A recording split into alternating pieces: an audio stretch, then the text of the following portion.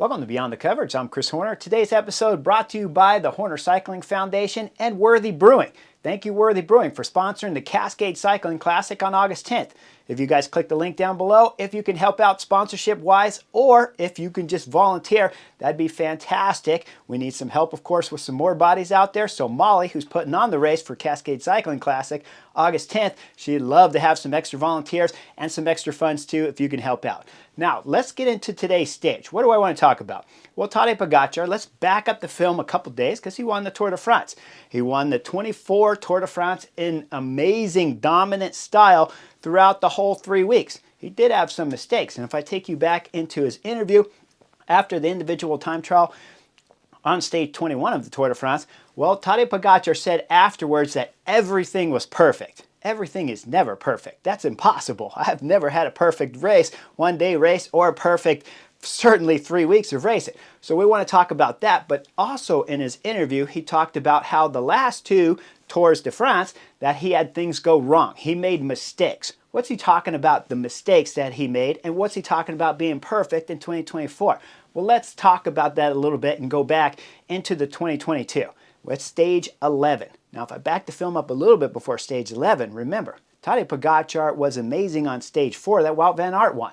Come into the final climb of that stage, Wout van Aert and Jumbo-Visma lit it up going up the climb. Tadej Pogacar was way back, caught out of position starting that climb. It was about a 2-kilometer climb if I remember correctly, and Tadej Pogacar had to make up space and time because he was in bad position. He did that, but Wout van Aert went up the road and won the stage. Didn't wait for Jonas Vingegaard. Remember, we all saw it on Netflix next stage afterwards where Jonas was saying, hey, next time wait for me. That was a mistake from Jumbo-Visma. Wasn't a mistake that how they went into that climb, but it was a mistake that Wout van Aert did not wait for Jonas Vingegaard and pull him to the finish so he can gain time on Tadej Pogacar. Because Tadej Pogacar was magnificent in 22 Tour de France. But we start fast forwarding, we go into stage 5 where Tadej Pogacar almost took the race leader's jersey on the cobblestone stage there where Jonas Vingegaard had bicycle problems and Primož Roglič had a crash with the hay bale where the motorcycle kicked the hay bale out. He dislocated his shoulder. Tadej Pogacar almost took the race leader's yellow jersey from Wout van Aert that stage, but the big guy was remarkable and waited for Jonas Vingegaard, pulled him along. So Wout van Aert kept the race leader's yellow jersey. But then Jumbo-Visma made some mistakes in the following stage. Stage 6 was one of the biggest knucklehead mistakes I've ever seen, where Wout van Aert was wearing the race leader's yellow jersey, went up the road almost solo. He had two teammates, well, he had two riders with him, but Jakob Fuglsang dropped out of that intelligently so because 4 teams were chasing. And then it was the American kid up there riding for Lidl Trek. He was pulling full gas there with Wout van Aert. Then finally he dropped and Wout van Aert still stayed solo. Lost the race leader's jersey as we came into the climbing part of the stage. And Tadej Pogacar brilliantly just lit stuff up and gained some time bonuses at the end of that stage on Jonas Vingegaard. Then we started getting into the stages proper, mountain stages. Tadej Pogacar still showed incredibly strong. But then we got into that magnificent stage 11. Maybe one of the most exciting one-day races of the Tour de France that I've seen. Where Jonas Vingegaard and Primož Roglič just kept attacking Tadej Pogacar left and right. This is where we get into the mistakes happening that Tadej Pogacar was talking about at the finish of the 24 Tour de France after the individual time trial when he locked everything up. He's talking about this one stage. What did he do wrong? Well, it was tons of things, and I've covered it many times, but we'll cover it again. Tadej Pogacar attacked too much against Jonas Vingegaard and Primož Roglič. He attacked, his teammates were doing too aggressive before Visma leased a bike, then Jumbo-Visma lit things up and waited for Christophe Laporte at the top, split everything up, Soler made mistakes, everyone on UAE team members made mistakes, but the most damaging mistake that Tadej Pogacar made on that stage 11, he forgot to eat. He didn't have enough calories and he bonked going up the Col de Granon. Now you can check out all kinds of mistakes that burn those calories up because he was pulling up the Col de Galibier massively for 4 kilometers with Jonas Vingegaard sitting on his wheel while Wout van Aert was up the road. So there was no way you could possibly gain if you're Tadej Pogacar. Even if you dropped Jonas Vingegaard, Wout van Aert was going to wait for him at the top, go over the top. The big guy, Wout van Aert, would pull him back to Tadej Pogacar. Tactically, it was a nightmare and it burned calories all over, and then he forgot to eat. Now, I can tell you more and more stories about that, but that was the biggest mistake. After that, literally in the interview from 2024, Tadej Pogacar mentions that that was the mistake that he can never overcome. That's why I always tell you that tactical mistakes will make the difference. Tadej Pogacar even said throughout the 24 Tour de France in an interview that, well, tactics, it's all about power. Power is the be-all, end-all, there's no doubt about that, but once everyone starts becoming even, you're going to have to resort to tactics as being what will decide who wins the race. This moment throughout the 24 season, Tadej Pogacar was almost perfect, not exactly, but we'll get into that. Now we start going into the 23 Tour de France. What happened there to Tadej Pogacar? Well, the biggest thing there is he had something going wrong on stage 5. Jonas Vingegaard going up Col de Mary Blanc. Yes, he dropped Tadej Pogacar. That's the simplest explanation. You can just look at watch Peacock there with Bob Roll. He'll tell you Jonas Vingegaard dropped Tadej Pogacar. Everyone knows that. But how did it happen? Did Jonas Vingegaard just get better and stronger and put out some magnificent numbers? No, that wasn't the case. Something happened with Tadej Pogacar. Now, he needed the help from Visma bike, of course, then Jumbo-Visma, attacking and setting the pace crazy for Tadej Pogacar to make another mistake on last year's Tour de France and Col de Mary Blanc, then get dropped, and luckily had teammates to try to help do damage control on that stage. But we go into the individual time trial late at the Tour de France last season. Jonas Vingegaard was something amazing on stage 16. That was the only time that I will give Jonas Vingegaard that he dropped Tadej Pogacar flat out, being everything even, where calories on both riders is good, power numbers on both riders is good. Tadej Pogacar didn't make a mistake eating. He didn't make a tactical mistake. He raced that year's Tour de France, the individual time trial on stage 16 last season.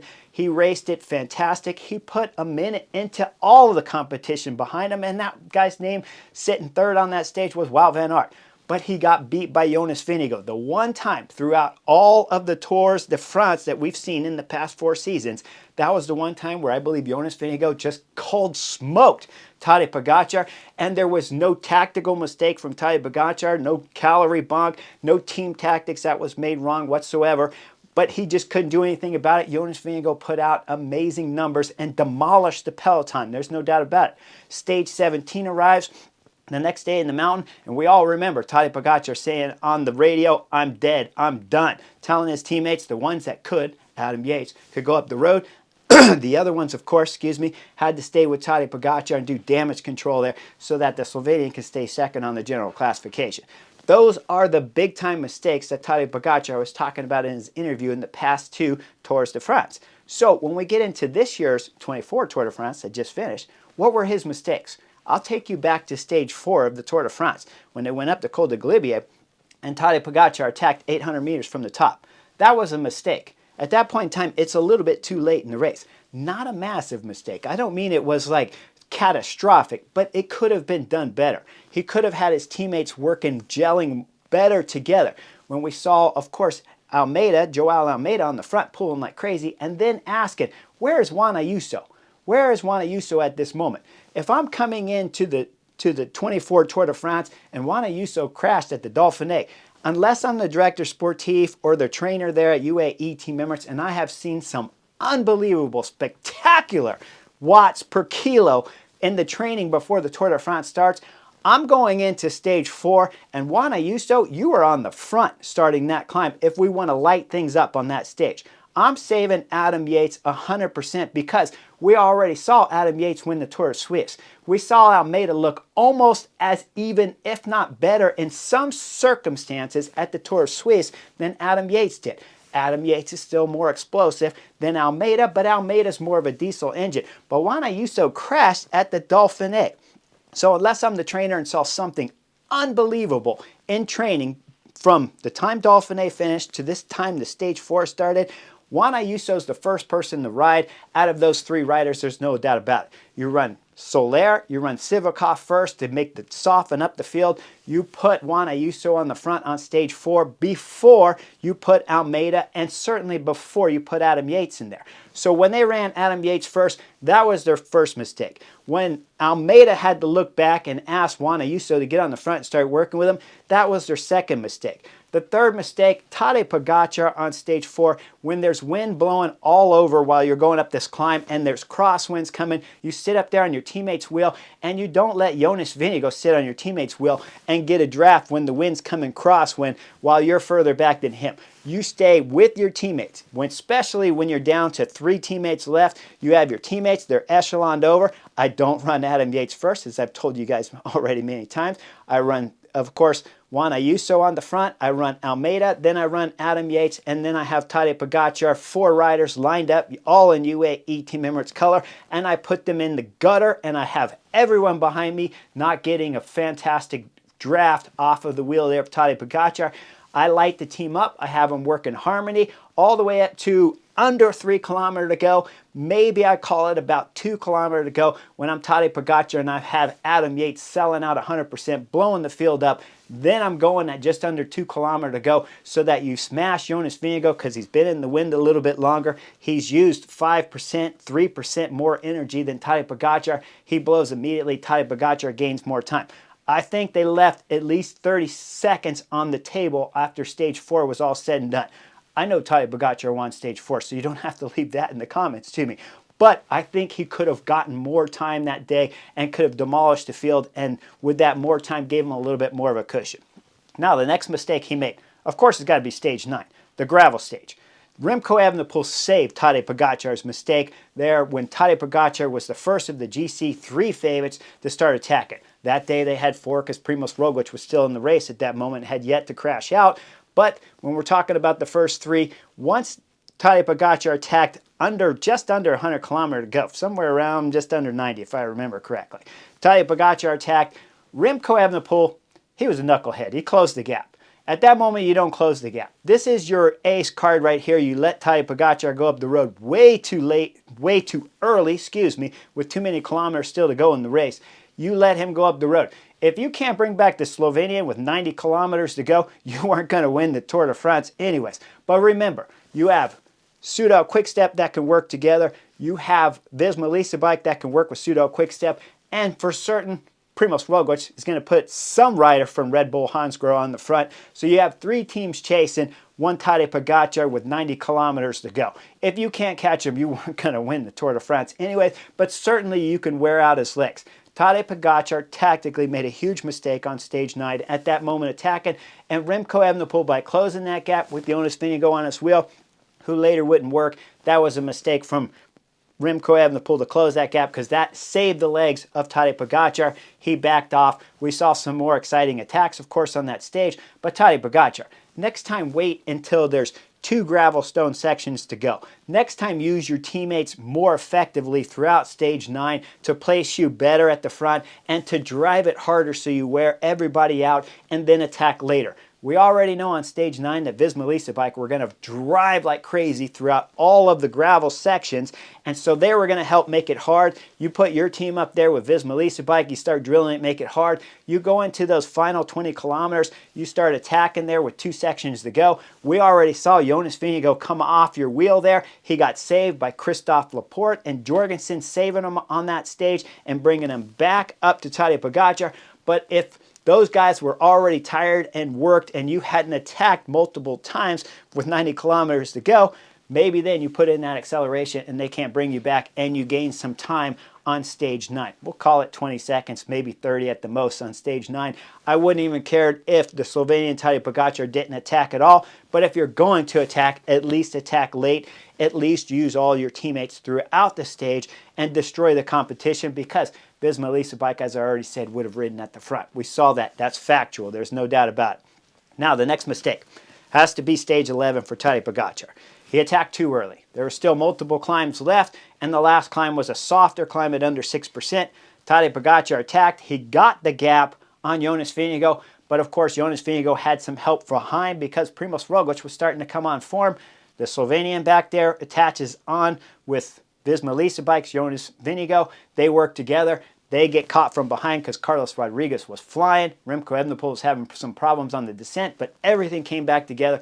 Then Jonas Vingegaard threw in a big acceleration, bridged the gap up there to Tadej Pogacar, who wisely had backed off. He was probably bonking. So he had multiple mistakes on stage 11, so it was not perfect, even though he said in the interview after the individual time trial that this year's Tour de France was perfect. It was not perfect. He bonked there on stage 11. He had to back off the throttle. Wisely backed off the throttle, got things under control. Jonas Vingegaard bridged back up to him. Jonas Vingegaard won the stage, took some time bonuses on Tadej Pogacar, but Tadej Pogacar wisely backed off the throttle there so he didn't lose more time to Jonas Vingegaard, but was still a catastrophic mistake. How do I know it was? Well, the next mountain stage on stage 14, they wisely used their teammates correctly with Adam Yates attacking on stage 14. We see Jorgensen had to start chasing there. That means that Tadej Pogacar sitting back. He can see that Jorgensen's starting to fail. When Tadej Pogacar attacks, goes up to his teammate, Adam Yates sells out for 3, maybe 400 meters on the front for Tadej Pogacar,